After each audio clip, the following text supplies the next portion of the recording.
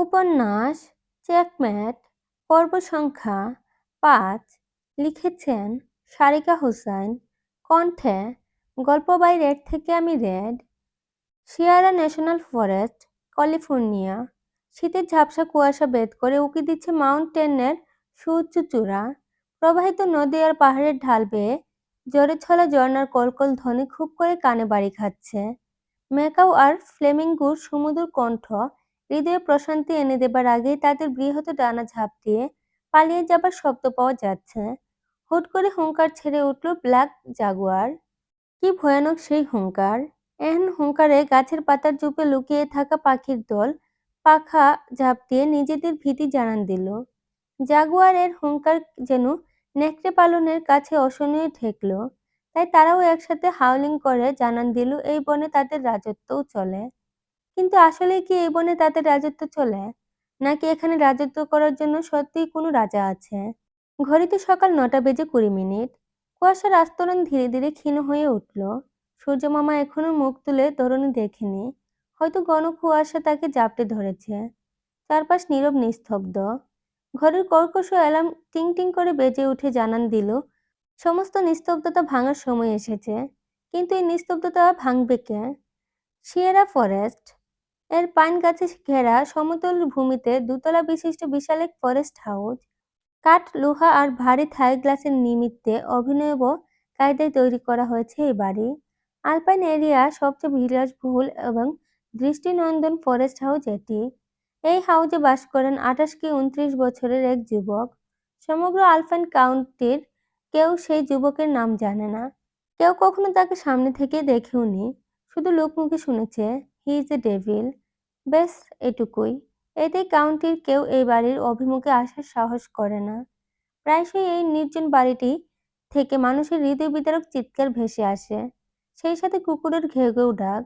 কেউ কখনো দেখার বা জানার সাহস করেনি কেন এই বাড়িতে মানুষের আকাশ বাতাস ভারী করে চিৎকার আসে। কারণ শান্তিপূর্ণ এই কাউন্টিতে কেউ যেচে অশান্তি ডেকে আনতে চায় না। বালু আর পাথর ভর্তি পাঞ্চ ব্যাগে একের পর এক শক্ত পাঞ্চ করে যাচ্ছে যুবক। এক একটা পাঞ্চ ওর জন্য কমপক্ষে ৯০০ থেকে ১০০০ পাউন্ড। প্রত্যেকবার হিট করার সাথে সাথেই পোক্ত হাতের বাইসেপস মাসেলগুলো কেঁপে কেঁপে উঠছে। অদ্ভুত ভয়ানক চোখ জোড়াতে এগোলেনি শিকারী দৃষ্টি। জড়বস্তুর ব্যাগটাও যেন যুবকের হিংস্র চোখে দুটো দেখে ভয় পাচ্ছে। ওভাল শেপের আকর্ষণীয় হলদেটে ফর্সা মুখ জুড়ে খোঁচা খোঁচা দাড়ি, স্লিকড ব্যাক হেয়ার স্টাইলের সাথে জিম করা শক্ত ফর্সা শরীরটি বেশ মোহনীয়। পেশিবহুল বুকের বাম পাশে মুখ হা করে দাঁত বের করে শিকার করার জন্য উৎপেতে থাকা এক ব্ল্যাক জাগুয়ার ট্যাটু। জাগুয়ার এই মাথায় একটা দাবার কিং, তার উপর লেখা চেকমেট। কতক্ষণ ধরে এহেন ঘুষাঘুষির খেলা চলল তার হিসেব রাখল না এই সুপুরুষ। ঘুষির তুড়ে হাতে পেঁচানো কাপড় ছিঁড়ে যখন হাতের নরম চামড়া ফেটে রক্ত বেরিয়ে এলো, তখন সে নিজের খেয়াল এলো। শত শত ক্যালোরি বেয়ে শরীর ঘেমে নেই একাকার। মাসেলের প্রতিটি খাঁজ বেয়ে বেয়ে সেই নুনতা ঘাম গলে পড়ছে। কোনো রমণী এহেন দৃশ্যে এই অযাচিত ঘর্ম বিন্দুর উপর নিশ্চিত জেলাস ফিল করত। কিন্তু যুবক নির্বিকার। হ্যাঙ্গার থেকে ছোট সাদা টাওয়াল নিয়ে চোখ মুখের ঘাম মুছে শাওয়ার নেবার জন্য পা বাড়ালো। কাচ ঘেরা আধুনিক ওয়াশরুমে শাওয়ার ছেড়ে দেওয়ালে ২ হাতের ভর দিয়ে চোখ বুজে ফেলল যুবক। কয়েক মিনিটের মধ্যেই নিজের জীবনের হিসেব নিকেশ মেলালো। শেষমেশ এসে সমীকরণ মিলল না। এতে যুবক তাচ্ছিল্য হেসে শাওয়ারের নব বন্ধ করে দিল। এরপর গায়ে একটা বাথরোব জড়িয়ে বেরিয়ে এলো। মাথার চুল মুছতে মুছতে ড্রেসিং টেবিলের সামনে এসে দাঁড়ালো সে। আয়নায় নিজেকে একবার পরখ করলো। ডান চোখের নিচে টিয়ার ড্রপস এর ট্যাটু তাকে খোঁচা দিয়ে মনে করিয়ে দিল হাউ ক্রুয়েল ইউ আর। নিজের মনের কথাই ফিক করে হেসে নিম্নভাগের লালচে ঠোঁট কামড়ে যুবক ভারী গলায় বলে উঠল, পারফেক্ট। হঠাৎ নিজের পালা কুকুর অ্যাঞ্জেলু ঘেউ ঘেউ করে ডেকে উঠল। গায়ের বাথরুম খুলে একটা 2 কোয়ার্টার পরে বাইরে বেরিয়ে এলো যুবক। ঝোপের দ্বারা কিছু নড়তে দেখে ঘেউ ঘেউ করছে অ্যাঞ্জেলো। নিজের পশু শিকারের শর্ট ব্রেক গান শর্ট কাঁধে ফেলে লম্বা লম্বা পা ফেলে হাজির হলো গার্ডেন এরিয়ায়। এরপর অ্যাঞ্জেলোর ক্ষুদ্র চোখ অনুসরণ করে দৃষ্টি ফেলতেই বড় পাইথন নজরে এলো। সময় অপচয় না করে নিশানা তাক করে গুলি ছুড়ল যুবক। মুহূর্তে আহত পাইথন ফনা তুলে লাফিয়ে ঝাঁপিয়ে দলিত মতিত করল চারপাশ। অ্যাঞ্জেলোকে নিয়ে যুবক নিরাপদ দূরত্বে এসে দাঁড়াতেই অল্প সময়ের ব্যবধানে পৃথিবী ছাড়ল ভয়ানক অজগর। এতে চেহারার কোনো পরিবর্তন ঘটল না যুবকের। হনহন করে পা বাড়িয়ে রক্তাক্ত অজগর কাঁধে তুলে অ্যাঞ্জেলোকে শুধালো, do you like python meat so much? অবলা কুকুর বুঝল হয়তো তার মনিবের আদরমাখা কথা। ঘেউ ঘেউ করে নিজের মতবাদ জাহির করতেই যুবক চলল কিচেনের দিকে। অ্যাঞ্জেলো তার সন্তান, তার একাকিত্বের সঙ্গে। সন্তানকে পেট ভরে তার পছন্দের খাবার খাওয়ানো তার একান্ত কর্তব্য। কিচেনের বৃহৎ চপিং বোর্ডে অজগরের মাথা রেখে নাইফ হোল্ডার থেকে বেছে বেছে সবচাইতে ধারালো চাকু বের করল সে।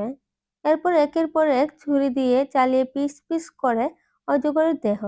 এরপর সেগুলো ভালো করে ধুয়ে বাইরে বেরিয়ে এলো। বারবিকিউ প্যানে টুকরো করে রাখা অজগরের মাংস মশলা সমৃদ্ধ মাখিয়ে ছেড়ে দিল। এরপর আগুন জ্বালিয়ে ফিরে গেল নিজের কাজে। কম্পিউটারের সামনে উৎসুক হয়ে ভীতসন্ত্রস্ত মুখে বসে আছে রূপকথা। কাজ ছাড়িয়ে যাওয়া ঝলমলে কালচে বাদামি চুলগুলো আলুতালু পাখির বাসা। কতদিন চুল আঁচড়ানো হয়নি কে জানে। গোলাপে আবার মিশ্রিত কপাল দেওয়া বড় বড় চোখের পলক ঝাপটানোতে তার হৃদয়ের পেরেশানি স্পষ্ট। লালচে ঠোঁট জোড়া কেঁপে কেঁপে উঠছে বারবার। মায়াবী মসৃণ চেহারা জুড়ে আতঙ্কের ছাপ। দাঁত দিয়ে নখ কামড়াতে কামড়াতে ইতিমধ্যে রক্ত বের হবার জোগাড় হয়েছে। তবুও কিছুতেই মনে শান্তি মিলছে না তার। মা রেখা চৌধুরী মেয়ের এহেন কাণ্ডে বার কয়েক ভরসা জুগিয়ে নিজ কাজে মনে দিলেন। ডিউটি থেকে খুব দ্রুত ফিরলেন সুফিয়ান চৌধুরী। রূপকথার আজ মেডিকেল এডমিশনের রেজাল্ট দিবে। মেডিকেলের চান্স পাবার জন্য মেয়েটা রাত দিন পরিশ্রম করেছে। সুফিয়ান তাকে প্রতিজ্ঞা করেছে, সরকারিতে চান্স না পেলেও প্রাইভেট থেকে তাকে এমবিবিএস পড়াবে।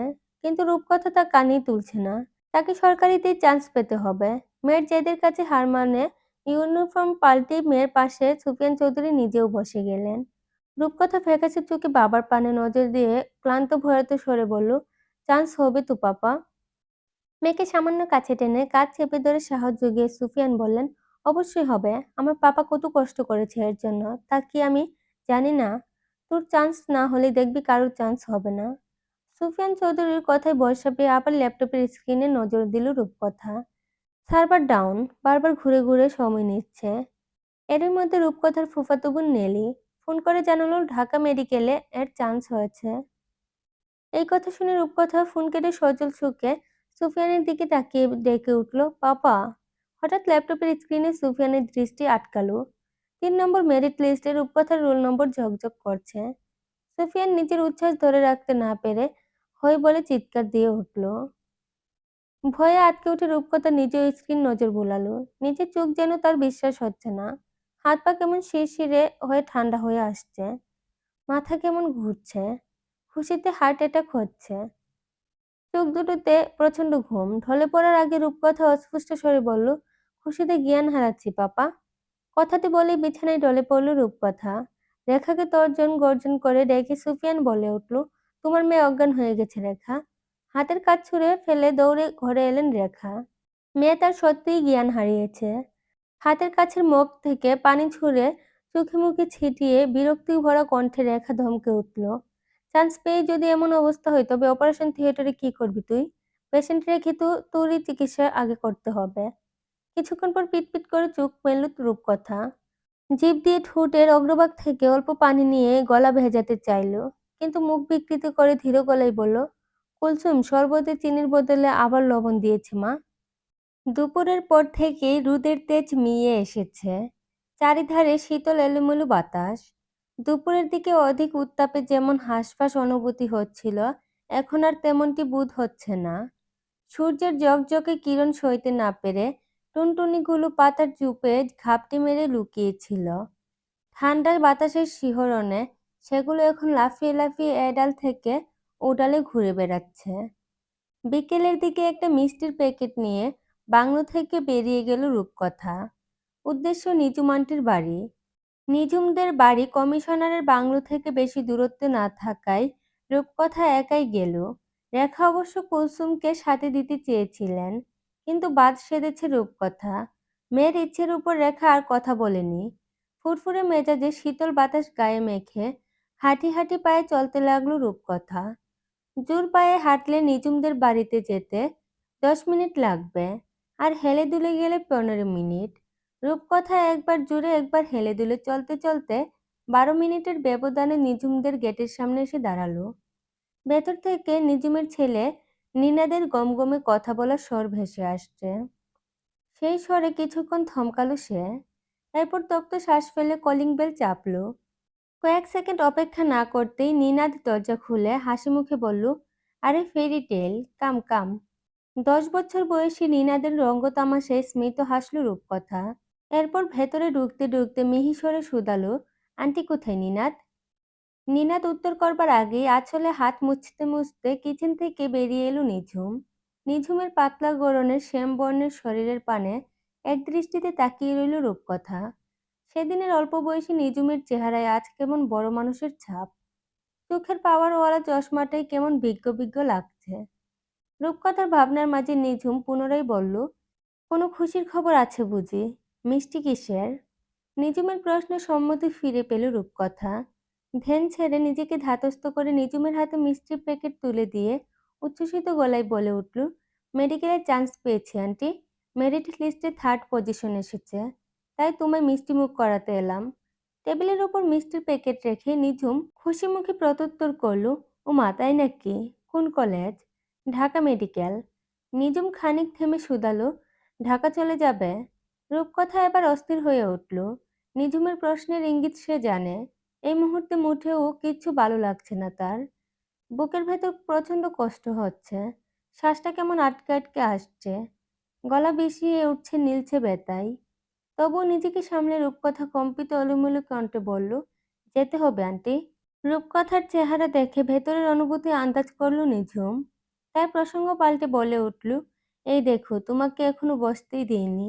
আমিও না কি যে মন ভুলু। রূপকথা মাথা নিচু করে ঠায় দাঁড়িয়ে রইল। এরপর সিক্ত কণ্ঠে শুধালো, অপেক্ষা জিনিসটা অনেক কষ্টের তাই না নিঝুম আন্টি? সারফারাজ আর কখনো ফিরবে না। তবু আমাকে মিথ্যে প্রতিশ্রুতি দিয়ে আজীবনের অপেক্ষায় ফেলে গেছে। কত নিষ্ঠুর সে দেখেছ? নিঝুমের চোখে জল জমল। রূপকথার মায়াবী চেহারার পানে তাকিয়ে 12 বছর আগের ভাবনায় ডুব দিল। সারফারাজ ছেন রূপকথাকে ম্যানেজ করা বড্ড কষ্টকর ছিল সকলের জন্য। ছোট মানুষ কিছুতেই বুঝতে চাইতো না। সারাক্ষণ সারফারাজ সারফারাজ করে কেঁদে বুক বাসাতো। শেষ স্মৃতিচিহ্ন হিসেবে সারফারাজের শার্টের বোতামের পানে চেয়ে থেকেই কাটাতো রাত দিন। রূপকথার বাবা মা কিভাবে পৃথিবী ছেড়েছে এটা নিঝুম ভুলিয়ে বালিয়ে রূপকথার থেকে জেনেছে।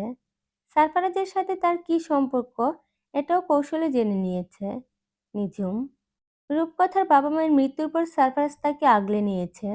সর্বদা মেয়েটির ডাল হয়ে দাঁড়িয়েছে।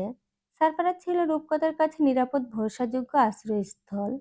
শিশুরা একবার কাউকে মন থেকে ভালোবেসে ফেললে সেই মানুষটির কাছেই পড়ে থাকতে চাই, তার আদর পেতে চাই।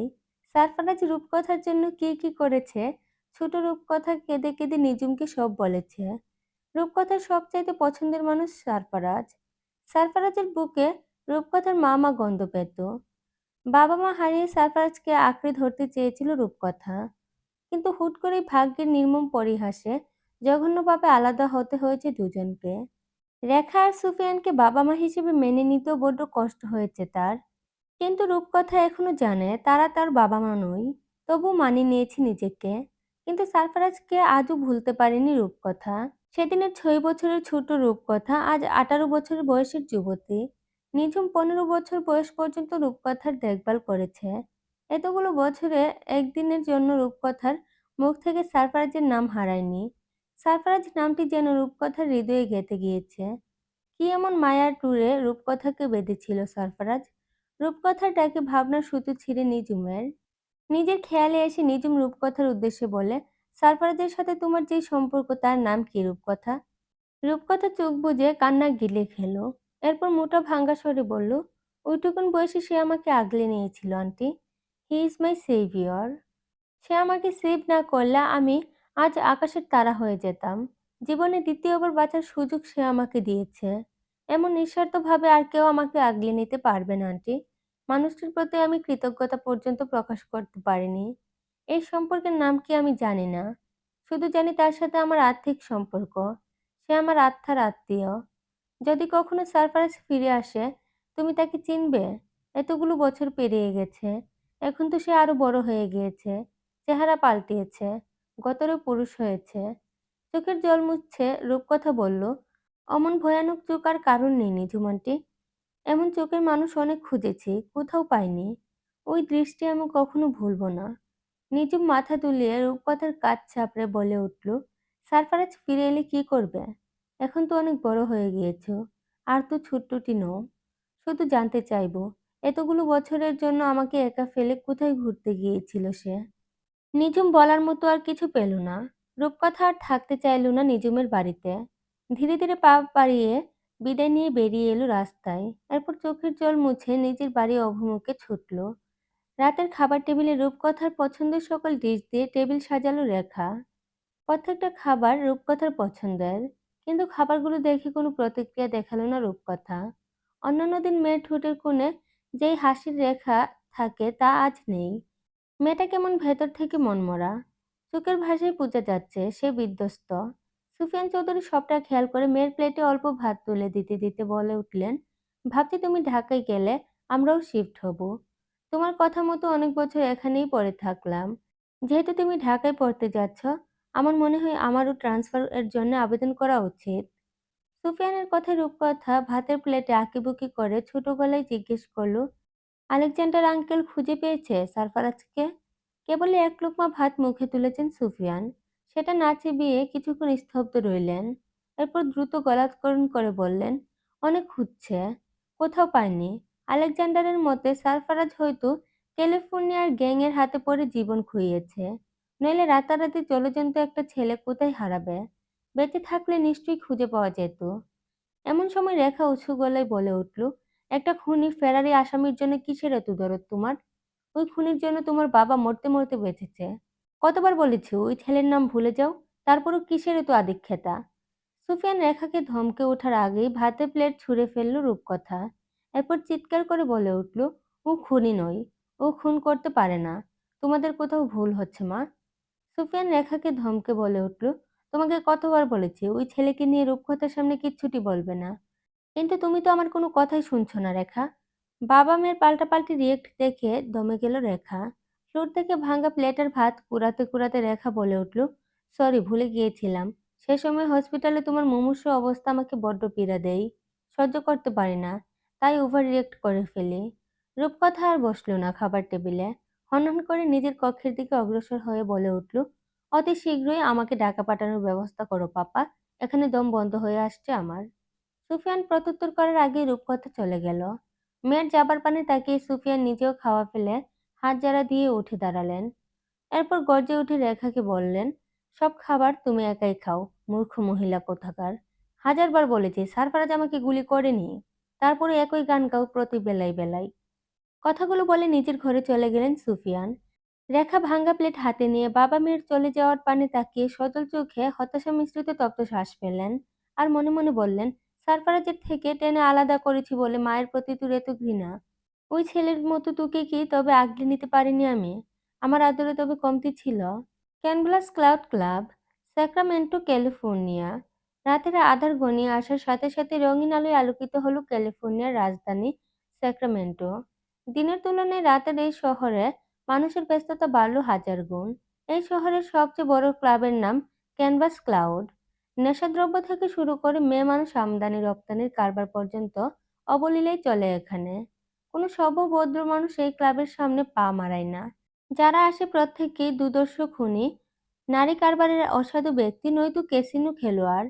অনৈতিক কাজ কারবারের পাশাপাশি পেগে পেগে মদ গেলেই এদের প্রধান কাজ। ক্লাবের অন্ধকার কক্ষে হুইস্কির গ্লাস হাতে বসে আছে এক যুবক। যুবকের আইস ব্লু চোখ জোড়া লাল নীল ডিম লাইটের আলোয় কেমন ক্রূর আর ভয়ানক ঠেকছে। যে কেউ এক ঝলক এই চোখের পানে দৃষ্টি মেললেই বুঝে যাবে এই যুবক শিকার ধরার আশায় উত পেতেছে। ক্ষণকাল গড়াতেই লম্বা লম্বা পা ফেলে প্রবেশ করলো এক সুদর্শন যুবক। নাম তার অভিরূপ। অভিরূপ তার লালচে ঠোঁটে সিগারেট ঠুসে লাইটার দিয়ে আগুন জ্বালিয়ে পাশের কাউচে দুই পা ছড়িয়ে বসে পড়ল। এরপর সিগারেটের ফিল্টার লম্বা এক টান দিয়ে ভরাট গলায় বলে উঠল, তোর সন্দেহই ঠিক। ডেমিয়েন তোর সাথে বেইমানি করেছে সারফারাজ। দিয়াগোর কাছে সকল তথ্য উই ফাঁস করেছে। গোপনে দিয়াগোর সাথে হাত মিলিয়ে তোর বিজনেসে লস করিয়েছে। অভিরূপের কথায় কোনো প্রত্যুত্তর করল না সারফারাজ। আয়েশ করে হিস্কির গ্লাস অল্প একটু চুমুক দিয়ে সম্মুখের দরজার পানে তাকিয়ে ঠায় বসে রইল। মিনিট পাঁচেক গড়াতেই দুজন কৃষ্ণবর্ণের বডি বিল্ডার টাইপ ছেলে প্রবেশ করলো। ছেলে দুটো বুকে হাত ভাঁজ করে মাথা নিচু করে বলে উঠল, we caught Damien dad, shall we bring him inside? Louis নামক ছেলেটির কথায় হুইস্কির গ্লাস কাছের টেবিলে শব্দ করে রাখল সারফারাজ। এরপর পায়ের উপর পা তুলে সোফায় মাথা হেলিয়ে চোখ বুজে লম্বা লম্বা শ্বাস টানল। লুইস আর ইয়ং সারফারাজের উত্তরের আশায় পূর্বের নেই বুকে হাত ভাঁজ করেই দাঁড়িয়ে রইল। কিছুক্ষণ নীরব থেকে সারফারাজ বলে উঠল, চতুরঙ্গ খেলার আয়োজন করো অভিরূপ। ডেমিয়েন আমার খুব ভালো চেস ম্যাট। অভিরূপ সিগারেট ফুঁকা বাদ দিয়ে সারফারাজের কঠিন চোয়ালের পানে চাইল। অভিরূপ এই খেলার সমাপ্তি জানে। হারবে একজন, প্রাণও যাবে একজনের, কিন্তু কার? দুজনেই কঠিন খিলাড়ি। সময় নষ্ট করছিস তুই অভি। সারফারাজের মাথাল ধীরলয়ের কণ্ঠে অভিরূপ সম্মতি ফিরে পেল। দামি সিগারেট পায়ে ফিসে লুইসের উদ্দেশ্যে হাত উছিয়ে বলল, ব্রিং দ্য বাস্টার্ড। আদেশ পেয়ে মাথা জাকিয়ে বিদায় নিল লুইস আর ইয়ং। অল্প সময় পরেই ডেমিয়েনকে টেনে হিঁচড়ে সারফারাজের সামনে নিয়ে এলো দুজনে। টেবিলে দাবার বুট নিয়ে বসে আছে সারফারাজ। চোখ মুখ স্বাভাবিক, ভেতরে কি চলছে তা বোঝা মুশকিল। হুইস্কির নেশাটা বেশি হয়ে গেছে বোধহয়। নিচে চোখ জোড়া কেমন নিভু নিভু। ডেমিয়েনকে দেখতে পেয়ে সোজা হয়ে নড়েচড়ে বসলো সারফারাজ। এরপর হাতের ইশারায় ডেমিয়েনকে ছেড়ে দিতে নির্দেশ দিল। ডেমিয়েনকে ছেড়ে দিয়ে বাইরে বেরিয়ে গেল ইয়ং আর লুইস। এরপর বাইরের দরজায় বডিগার্ডের নেই গান হাতে দাঁড়িয়ে রইল। সামনের সোফায় নির্দেশ করে ডেমিয়েনের উদ্দেশ্যে সারফারাজ বলে উঠল, সিট। স্বাভাবিক ঠান্ডা গলা কিন্তু কেমন ভয়ানক শূন্য। শুটের কলার ঠিক করতে করতে তেজি গলায় ডেমিয়েন বলে উঠল, I didn't come here to play this fucking shit. ডেমিয়েনের কথায় খিলখিল করে হাসল সারফারাজ। ভয়ানক সেই হাসি। মানুষের হাসি বুঝি এত ভয়ঙ্কর হয়? হাসি থামিয়ে সারফারাজ নোংরা ভাষায় বলে উঠল, টিনের চালে কাওয়া, তুই আমার সাওয়া। তুই নিজে থেকে এখানে আসিসনি বান্দির পুত। তোকে আমি ধরে এনেছি। কেন এনেছি জানিস? তোর সাওয়ার হাড্ডি ভাঙতে। সারফারাজের মুখের ভাষায় চোখ মুখ কুঁচকে এলো অভিরূপের। এত সুন্দর মানুষের মুখে এত বিশ্রী ভাষা কি করে উচ্চারণ হয় অভিরূপ তা জানে না। এদিকে শ্বেতাঙ্গ ডেমিয়েন বাংলা কথার আগামাথা কিছুই বুঝল না। সে তার হম্বিতম্বিতে অটল রইল। সারফারাজ কোমরে গুজে রাখা রিভলভার হাতে নিয়ে ডেমিয়েনের দিকে তাক করে পুনরায় ভরাট গলায় বলল, sit down Damien. I haven't played this fucking shit with you in a long time. সারফারাজের বন্দুকের নল সামান্য ভীতির সৃষ্টি করল ডেমিয়েনের মনে, কিন্তু পরক্ষণেই মুখে হাসি ফুটল সারফারাজের চুক্তিতে। Whoever loses will die. Abhirup একটা কয়েন এনে টচ করলো। টচে ডেমিয়েন জিতল। সাদা গুটি তার। নিজের ঘরে গুটি সাজাতে সাজাতে জিভ বের করে বিশ্রী হাসল ডেমিয়েন। এরপর চোখ টিপে বলে উঠল, I will fuck your whole life son of bitch. Sarfaraz বাঁকা হাসল ডেমিয়েনের কনফিডেন্সে। এরপর বলল, লেটস স্টার্ট। সতর্কতার সহিত দীর্ঘ সময় নিয়ে এগিয়ে চলেছে খেলা। ইতিমধ্যে ডেমিয়েন সারফারাজ এর 4টি সৈন্য খেয়ে ফেলেছে। সারফারাজের চোখের ইশারায় ডেমিয়েনের সামনে একটা গান এনে রাখলো অভিরূপ। চকচকে সিলভার রঙের নিউ মডেলের রিভলভার দেখে ডেমিয়েনের দম্ভ আরেকটু বাড়ল। খেলা ফেলে বন্দুকে চুমু খেয়ে ডেমিয়েন স্ল্যাশ করে বলে উঠল, ইউ আর ফিনিশড। ডেমিয়েন নিজের সবগুলো গুটি ঘর থেকে বের করে ফেলল। সারফারাজকে কতল করার নেশা ডেমিয়েনের মাথায় চড়ে বসলো। এটাই যেন ঘুর পাগলামি করল ডেমিয়েন। কোনো কিছু টাহর কারবার আগে ডেমিয়েন এর মিনিস্টার, রুক, নাইট সব খেয়ে ফেললো সারফারাজ। এরপর ডেমিয়েনের সবচেয়ে শক্তিশালী গুটি রানীকে চারপাশ থেকে ঘিরে ধরে বলল, চেক। সারফারাজ এর চেকে ডেমিয়েনের মাথা ঘুরে উঠল। নিশ্চিত পতন চোখে দেখতে পাচ্ছে সে। কোনো কিছু বাছবিচার না করে সারফারাজের দিকে গান তুলে ট্রিগার চেপে শুট করল সে। কিন্তু একই ফাঁকা বন্দুক। ডেমিয়েনের এহেন চতুরতায় কিটকিটিয়ে হেসে উঠল সারফারাজ। এরপর দক্ষ অভিজ্ঞ হাতে নিজের গান নিয়ে একের পর এক ডেমিয়েন এর বুক বরাবর শুট করল সারফারাজ। মুহূর্তেই মাটিতে লুটিয়ে পড়ল ডেমিয়েন। রক্তাক্ত লুটিত ডেমিয়েনের কাছে এগিয়ে এসে বুট জুতা দিয়ে বুক পিষে ধরে সারফারাজ রসিকতা করে বলে উঠল, চেকমেট ডিয়ার ডেমিয়েন। পুরো দৃশ্যে অভিরূপ নির্বাক হয়ে বসে রইল। সামান্য কটা টাকার লস হয়েছে বলে সারফারাজ এভাবে মেরে দিল ডেমিয়েনকে। অভিরূপের মনের ভাবনা বোধহয় পড়ে ফেলল সারফারাজ। ধোঁয়া ওঠা বন্দুকের নলে ঠোঁট গুল করে ফু দিয়ে বলে উঠল, বেইমানি একদম পছন্দ নেই আমার। বন্ধু সেজে পিঠে ছুরি মেরেছে আমার। আজ না হয় কাল ওকে মরতেই হতো। তাই আর দেরি করে কি লাভ। এক বেইমানকে দরদ করে ছেড়ে দিয়েছিলাম। ফিডব্যাক হিসেবে মরতে মরতে এখানে এসে উপস্থিত হয়েছি। এই বাস্টার্ডকে এখান থেকে নিয়ে যা, আর আমার বাংলাদেশে যাবার ব্যবস্থা কর। চোখ বড় বড় করে অভিরূপ শুধালো, ওখানে তোর কি কাজ? বন্দুকের নল দিয়ে থুতনি চুলকাতে চুলকাতে সারফারাজ উত্তর করলো, হঠাৎ আরেক বেঈমান নাটকির পুতের কথা মনে পড়ল। ওকে টপকাতে না পারলে শান্তিতে ঘুমাতে পারবো না। কিন্তু তুই তো ফেরারি আসামি, গেলেই যদি খাঁচায় তুলে। জকজকে দাঁত বের করে প্রশস্ত হেসে সারফারাজ বলল, শাওয়ার নাতিরা টাকা খুব পছন্দ করে। প্রশাসনের লোকেরা তোর মতো আদর্শ নয়। খাঁচায় তোলার আগে দানা ছিটাবো, সব পায়ের কাছে লুটিয়ে মিউ মিউ করবে। এবার যেটা করতে বলেছি সেটা কর। ইতস্ত করে অভিরূপ বলল, মুখের গালিগুলো ভালো করা যায় না একটু? সারফারাজ অভিরূপের এলোমেলো কলার ঠিক করতে করতে উত্তর করল, এসব গালি নই, এগুলো বুলেট। তাই এমন বুলেট তোর তুলতুলে পশ্চাৎ দেশে আঘাত হানার আগে আমাকে বাংলাদেশে পাঠানোর ব্যবস্থা কর। চলবে। গল্পটি যদি ভালো লাগে, লাইক এবং কমেন্ট করে আমাদের জানাতে ভুলবেন না। আর গল্পের পরবর্তী পর্ব পেতে গল্প বাই রেড চ্যানেলটি সাবস্ক্রাইব করে রাখুন।